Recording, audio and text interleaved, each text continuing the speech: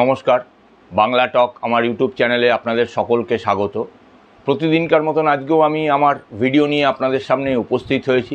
ভিডিওর শুরুতেই আপনাদের প্রত্যেকের কাছে আমার একান্ত আবেদন, আপনারা আমার এই ছোট্ট ইউটিউব চ্যানেলটিকে সাবস্ক্রাইব করুন। আপনাদের গুরুত্বপূর্ণ মতামত আমার ভিডিওর কমেন্ট বক্সে লিখে জানান। ভিডিওগুলো ভালো লাগলে অবশ্যই লাইক করুন এবং শেয়ার করে ছড়িয়ে দিন। দেখুন, আমি আজকে আমার ভিডিওর বিষয়বস্তু যেটা বেছে নিয়েছি সেটা আপনারা আমার থাম্বনেল দেখেই বুঝতে পারছেন। এই ডিএ সংক্রান্ত বিষয় আগামীকাল অর্থাৎ আজ রাত পোহালেই সুপ্রিম কোর্টে কিন্তু ডিএ মামলার শুনানি শুরু হয়ে যাবে। কি হবে সেখানে, চমক কি কিছু থাকবে, সেই বিষয়েই আসছি। দেখুন, এর আগে ডিএ মামলার যে শুনানি হয়েছিল সেখানে জাস্টিস সঞ্জয় কারোলের ডিভিশন বেঞ্চ রাজ্য সরকারকে নির্দেশ দিয়েছিলেন, অন্তর্বর্তী আদেশ ছিল সেটা, যে এই যে রাজ্য সরকারি কর্মচারীদের বকেয়া ডিএ তার 25% অগ্রিম দেওয়ার কথা বলেছিলেন। 6 সপ্তাহের মধ্যে সেই অগ্রিম 25% দিয়ে দিতে হবে এবং এই 4 তারিখ আগামীকাল পরবর্তী শুনানির ডেট ধার্য করেছিলেন এবং সেই সময় তারা উল্লেখ করে দিয়েছিলেন যে 4 তারিখে এই মামলাটি টপ অফ দ্য লিস্ট থাকবে, টপ অফ দ্য বোর্ড এই মামলাটি শুনানি হবে। কিন্তু রাজ্য সরকার সুপ্রিম কোর্টের এই অন্তর্বর্তী আদেশ মানেননি।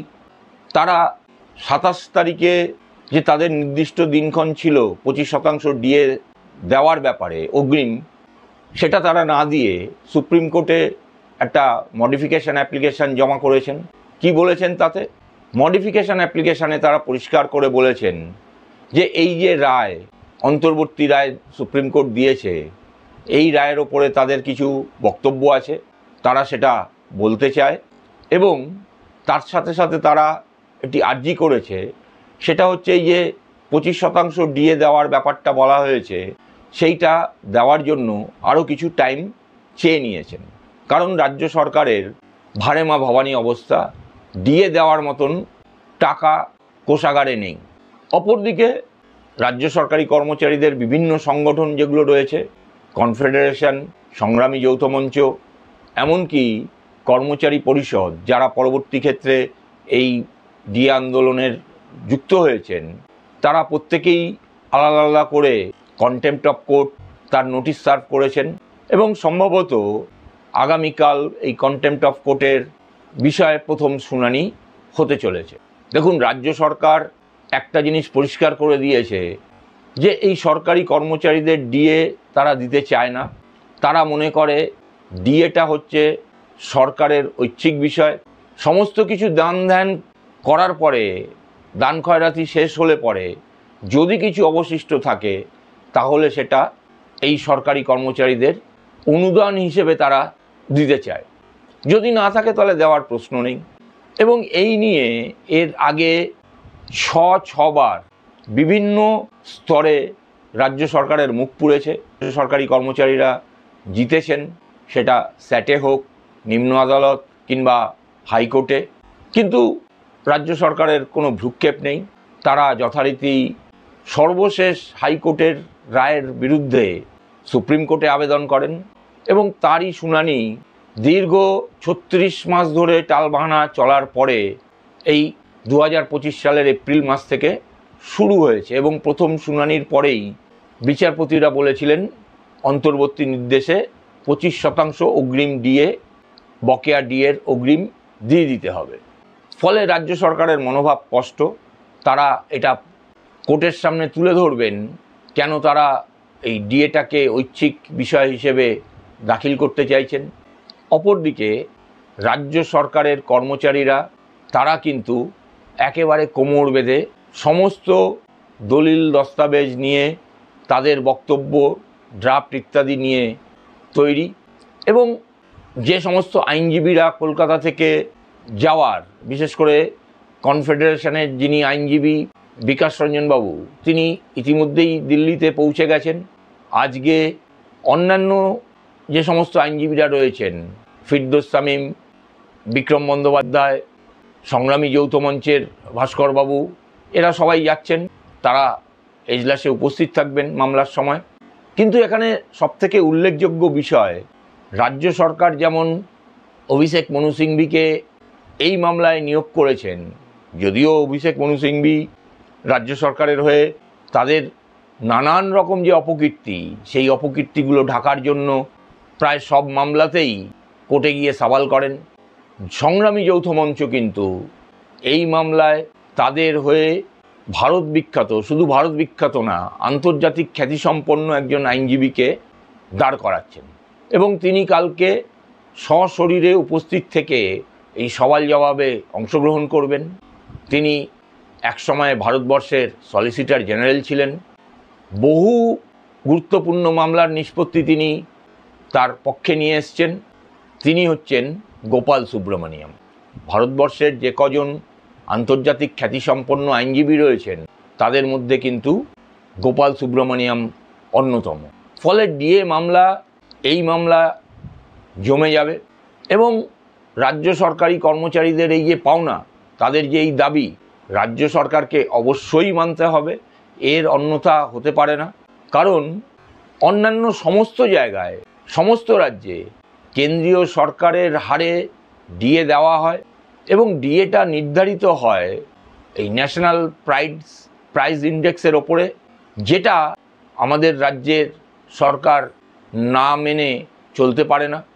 আবার এই সরকারের দ্বিচারিতা দেখুন, এই রাজ্যের সরকারি কর্মচারী যাদের দ্বারা সরকার পরিচালিত হয়, সরকারের বিভিন্ন নিয়ম নীতি সিদ্ধান্ত যারা বাস্তবায়িত করেন, তাদের যেমন তারা দিয়ে দিতে চায় না, ঠিক একই রকমভাবে এই রাজ্য সরকারের অধীনে রাজ্য সরকারি কর্মচারী যারা অন্যান্য রাজ্যে কাজ করেন, তাদের কিন্তু কেন্দ্রীয় হারে মহার্ঘ ভাতা অর্থাৎ ডিএ তারা পান।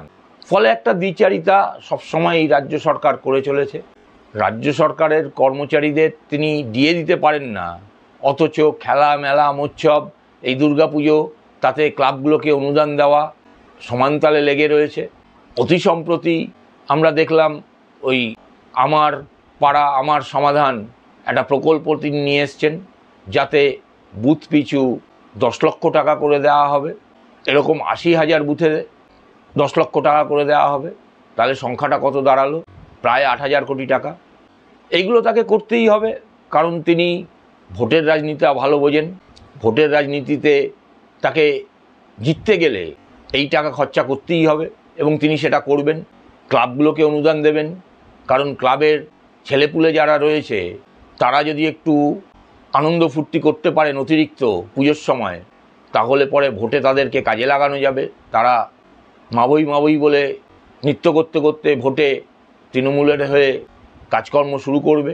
ফলে তিনি সেদিকে খরচা করতে রাজি, কিন্তু তার যে কর্মসূচিগুলো রূপায়ণ করা, সেই রূপায়ণের কাজে যারা নিজেদের সদা সর্বদা নিয়োজিত করেন, যাদের মাধ্যমে তিনি এই কাজগুলোকে রূপায়িত করেন, তাদের কিন্তু তিনি ন্যায্য ডিএ পাওনা থেকে বঞ্চিত করতে পিছপা হন না।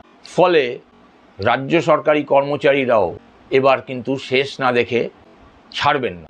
তারা একদিকে যেমন পথে নেমে আন্দোলন করছেন, অতি সম্প্রতি আমরা 28 তারিখে দেখেছি নবান্ন অভিযানের ডাক দিয়েছিলেন, সেখানেও রাজ্য সরকার ওই মংলাহাট ব্যবসায়ী সমিতিকে দিয়ে কোর্টে আপিল করিয়ে চেষ্টা করেছিল যাতে তারা না করতে পারেন এই কর্মসূচি পালন, কিন্তু দমিয়ে রাখতে পারেননি রাজ্য সরকারি কর্মচারীদের।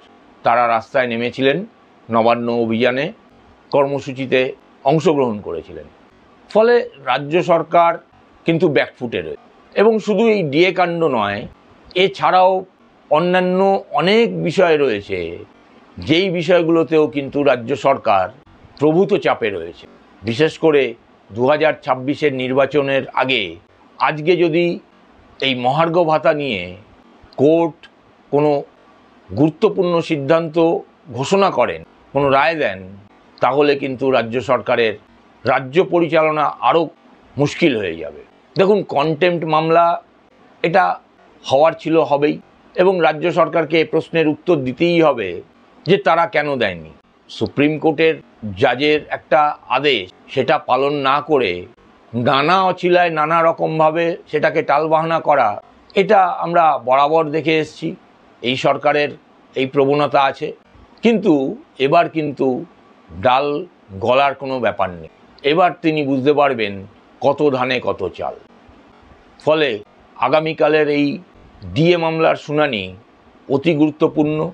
আমাদের সকলেরই নজর থাকবে আগামীকাল কোর্টে ডিএ মামলার শুনানিতে কোর্ট কী রায় দান করে, আদৌ কোনো রায় দান করেন কি না, এবং গোপাল সুব্রমণিয়াম সংগ্রামী যৌথ মঞ্চের হয়ে সমগ্র পশ্চিমবঙ্গের সরকারি কর্মচারীদের হয়ে এই ডিএ মামলার শুনানিতে এবং তার সওয়ালের ফলে রাজ্য সরকার কতটা চাপে পড়ে, অতি অবশ্যই আমাদের সেদিকে নজর থাকবে। আপনারা দেখতে থাকুন আমার ইউটিউব চ্যানেল বাংলা টক। আজ এখানেই শেষ করছি। নমস্কার, ধন্যবাদ।